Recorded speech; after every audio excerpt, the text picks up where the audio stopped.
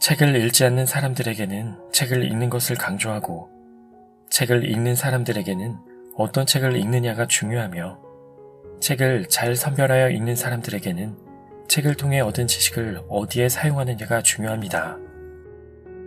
그런 의미에서 지식의 목적이 선하고 아름다워야 합니다.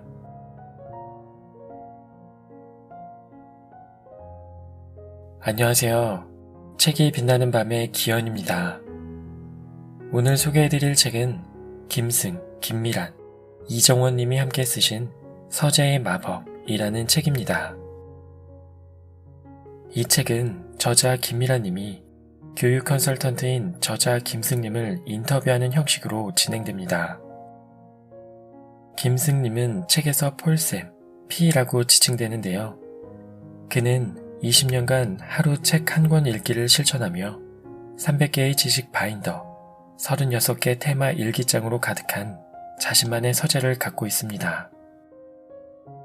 P와 김미란님은 서재를 거닐며 책은 어떻게 선정하고 넓고 깊이 있게 읽을 수 있는지, 또 그 지식들을 어떻게 기록하고 활용할 수 있는지에 대해 심도 있는 대화를 주고받습니다. 자신만의 서재를 만들고 이를 제대로 활용할 수 있다면 좋은 독서, 탁월한 독서, 위대한 독서를 통해 인생의 놀라운 변화를 경험할 수 있으리라 생각합니다.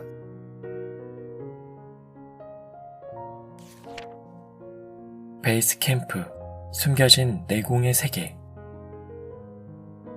P는 자신의 가방 안에서 태블릿을 꺼냈다. 그러고는 그림 하나를 그렸다. 산을 그리는 것 같았다. 정상의 깃발 하나를 그리고 산 아래 출발점의 깃발 하나를 그렸다. 정상과 베이스 캠프였다. 모든 정상 아래에는 베이스 캠프가 있습니다. 무슨 광고 카피 같죠? 실제 광고 카피인데요. 이것은 이 시대 모든 지식세대가 갖추어야 할 내공의 모형입니다. 정상에 도착하여 깃발을 꽂은 모습이 너무나 아름답지만 그 정상 아래에는 반드시 베이스 캠프가 있다는 겁니다. 방향을 점검하고 준비 상태를 확인하며 기후를 파악하고 팀워크를 다지는 위치 말입니다. 그러니까 정상의 모습을 배우지 말고 그 이면에 있는 베이스 캠프를 배우라는 것이군요. 맞습니다. 그런데 그 베이스 캠프는 구체적으로 무엇인가요? 지식세대의 서재입니다. P는 다시 태블릿을 들고 이미 있는 그림 위에 선을 연결하여 더 큰 그림을 그렸다. 산 정상이라고 생각했던 그림이 바다 위에 보이는 빙산의 조각으로 작아지고 그 아래에 거대한 조각이 보였다. P는 미란에게 무대 위에서 보이는 모습 뒤에 숨겨진 거대한 그 무엇인가를 보여주고 싶었던 것이다. 저의 서재는 베이스 캠프이지만 이것은 상징적인 공간입니다. 베이스 캠프보다 더 위대한 것은 그 공간을 시간으로 채우는 노력입니다. 저는 그것을 베이직 라이프라고 합니다. 오랜 세월 서재의 공간을 채운 근본적인 땀, 눈물, 노력, 기다림 등을 모두 담아내는 것입니다. 따라서 저를 배우려면 저희 베이스 캠프인 서재를 이해하여야 합니다.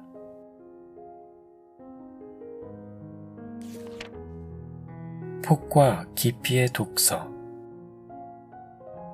다양한 분야의 책을 읽는 것은 폭을 넓히는 독서이다. 한 권의 책을 읽으면서 주제에 대한 체계와 단계 등을 이해하고 정리할 수 있다면 이는 깊은 독서이다. 책은 종류에 따라 활용의 차이가 있습니다. 물론 이는 독자에 따른 주관적 분류입니다. 왠지 빨리 읽히는 책이 있습니다. 한편 매우 천천히 읽히는 책도 있습니다. 읽은 뒤에 아무것도 건질 게 없는 책도 있습니다. 어떤 책은 책 전체를 자료로 만들 수도 있습니다. 이처럼 다양한 기준이 생겨나고 그에 따른 분류가 생깁니다. 그 기준을 어떻게 알 수 있을까요? 절대 시간이 필요합니다. 일정 시간, 일정 양의 독서를 통해 체득하는 것입니다. 그러나 만약 제 설명을 듣고 나름의 기준을 터득한다면 시간을 줄일 수도 있겠죠. 책을 구분해서 정해주는 것은 아니겠죠? 당연합니다. 판단은 자신의 몫입니다. 저는 제 기준을 소개해줄 뿐입니다. P가 생각하는 지식세대의 깊은 독서는 매우 심플한 기준이다. 인문학 분야의 책처럼 사고의 깊이를 말하는 것이 아니라 실용적인 차원에서 활용도가 높은 책을 말한다. 책 한 권을 분석하여 그 전체를 자료화하여 활용 가능한 상태로 최적화하는 것을 말한다. 한 권을 가볍게 읽어 한 가지 통찰을 얻는 것이 아니라 그 책의 유용한 자료를 최대한 지식 구조로 도출하는 방식이다. 지식 전달자에게 꼭 필요한 독서가 바로 실용 독서입니다. 이는 사용 가능한 내용을 찾는 독서이죠. 활용할 수 있는 내용을 찾는다는 것은 이미 책을 읽기 시작할 때 판단이 되는 것입니다. 이미 알고 있는 책을 선정하고 책을 구입하고 책을 읽는 것이죠. 혹시 의도하지 않은 상태로 읽게 되더라도 독서 초반에 판단이 되는 경우가 많습니다. 책 한 권에는 다양한 자료가 들어있다. 이 자료를 어떻게 활용하는가는 독자의 몫이다. 넓이와 깊이를 얘기했죠. 여기에 마지막으로 하나가 더해지면 완벽해집니다. 여기에 또 하나가 더해진다고요? 높이를 통한 버드뷰. 높이가 필요하다. 전체를 조망할 수 있는 눈이 필요한 것이다. 이것은 다양한 폭의 독서를 지나 체계적인 깊이의 독서를 통해 형성된 통찰력의 높이를 말한다. P는 화이트보드룸으로 가서 그림 하나를 빠른 속도로 그렸다. 시야에서 시각이 나오고 시각을 통해 시선, 즉 관점이 형성됩니다. 폭넓은 시야를 가진 사람은 깊이 있는 시각을 만들어내고 날카로운 시선을 지니게 됩니다. 여기에서의 날카로운 시선은 비판적 시선이 아니라 지혜로운 시선에 가깝습니다. 시야는 폭이 넓어야 합니다. 이를 독서로 바꾸면 넓이의 독서가 되죠. 같은 주제라 할지라도 충분한 분량을 읽는 것이 중요합니다. 비슷한 주제를 연결시켜 폭을 넓히는 것도 여기에 속합니다.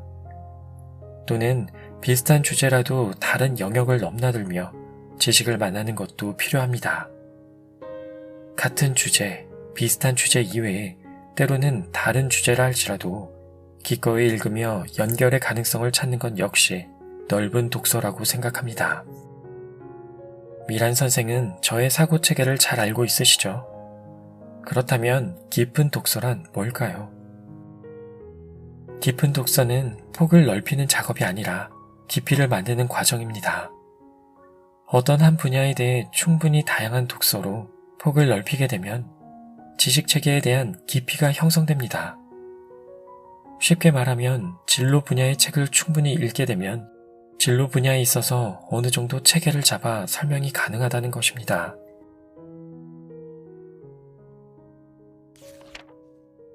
토탈리티로 가는 베이스 캠프. 저는 책을 읽을 때 오래 읽을 책과 가볍게 읽을 책, 그리고 스캔을 떠서 전체를 자료화해야 할 책과 오직 그림 한 컷만 얻으면 되는 책 등 활용 방식을 구분합니다. 제가 이런 분류법을 체득하게 된 방법은 따로 없습니다. 독서를 통한 터득이죠. 문제는 가벼운 독서가 아니라 강의나 연구를 위해 책을 읽을 때는 특별한 기준을 적용한다는 것입니다. 폴쌤은 어떤 분야의 연구를 시작하게 되면 그 분야의 책을 무척 많이 구입해서 읽는다고 들었어요. 그런데 그 분야가 일반적인 전공 분야가 아니라 하나의 새로운 주제로 강의를 할 때도 그것을 분야로 이해해서 그 분야의 책을 다독하신다고요? 네, 그렇다 보니 이렇게 베이스 캠프에 책이 쌓이게 되었네요. 그렇다면 어느 정도를 읽으세요? 그리고 어떤 방법으로 읽어야 폭이 넓은 독서라고 할 수 있을까요? 또 그렇게 같은 분야의 다양한 책을 모두 읽을 만큼 시간이 여유롭지도 않을 것 같은데 이 부분이 저 역시 지식을 추구하는 사람으로서 매우 궁금하네요. 석사학위 논문을 읽을 때는 그냥 읽지 않고 활용 가능한 내용을 찾아가면서 읽습니다. 특히 앞부분은 주로 기존의 연구 흐름을 잘 정리해 놓고 있으니 이런 부분을 눈여겨보죠. 빨리 읽히는 책이 있고 천천히 읽어야 파악이 되는 책도 있는데 그러한 특성에 따라 읽기 시작합니다. 연구자료 같은 경우는 쉬는 시간에 읽는 사색 독서가 아니라 연구를 위한 독서이므로 쌓아놓고 몰입해서 읽습니다. 같은 주제를 다루는 책을 읽을 때 가장 어려운 단계는 초반 10권, 15권 정도입니다. 이 단계를 넘어서면 놀랍게도 내용이 상당 부분 겹치기 시작합니다. 탄력을 받는 거죠. 넓이 독서로 이러한 단계가 반복됩니다. B는 직접 미란에게 그림을 그려 설명해 주었다. 미란은 연신 고개를 끄덕이며 잘 이해가 되고 있다는 시그널을 주었다. 폴쌤, 넓이 독서의 가장 어려운 구간은 바로 초기 단계인 것 같아요. 그렇다면 자신이 좋아하는 분야부터 먼저 시작하는 걸 추천합니다. 그렇군요. 하지만 이 방법이 모든 지식세대에게 다 필요할까요? 지식을 생산하고 전달하는 사람들에게 필요한 방법인 것 같아요. 제 생각은 조금 다릅니다. 시대가 변할수록 그리고 그 변화가 클수록 독서를 통한 지식 축적의 기준이 중요해질 겁니다. 스스로 생산하고 정리할 힘을 갖지 못하면 결국 다른 사람이 만든 지식을 따라갈 수밖에 없어요. 과거처럼 지식의 양이 적었을 때는 그런대로 무난했지만 지금은 그렇지 않습니다. 지식의 주도력 차원에서 넓은 독서는 지식 세대에게 필수입니다. 이러한 넓은 독서는 초기 단계에만 필요할 뿐, 그 다음부터는 같은 분야의 경우 넓은 독서의 단계를 스킵하게 되니 걱정할 필요는 없습니다. 느낌이 오는데요. 한 분야에 있어 넓은 독서는 오직 한 번만 필요하다는 것이죠.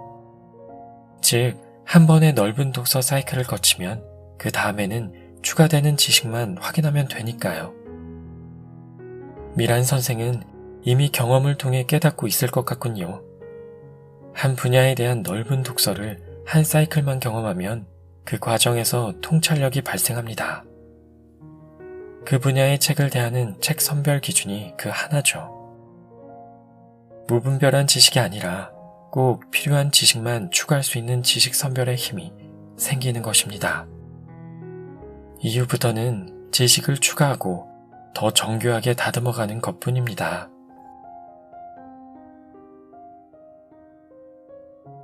오늘 준비한 내용은 여기까지입니다. 잘 꾸려진 서재가 주도적인 삶을 위한 베이스 캠프가 되어줄 것입니다. 지금까지 책이 빛나는 밤의 기현이었습니다.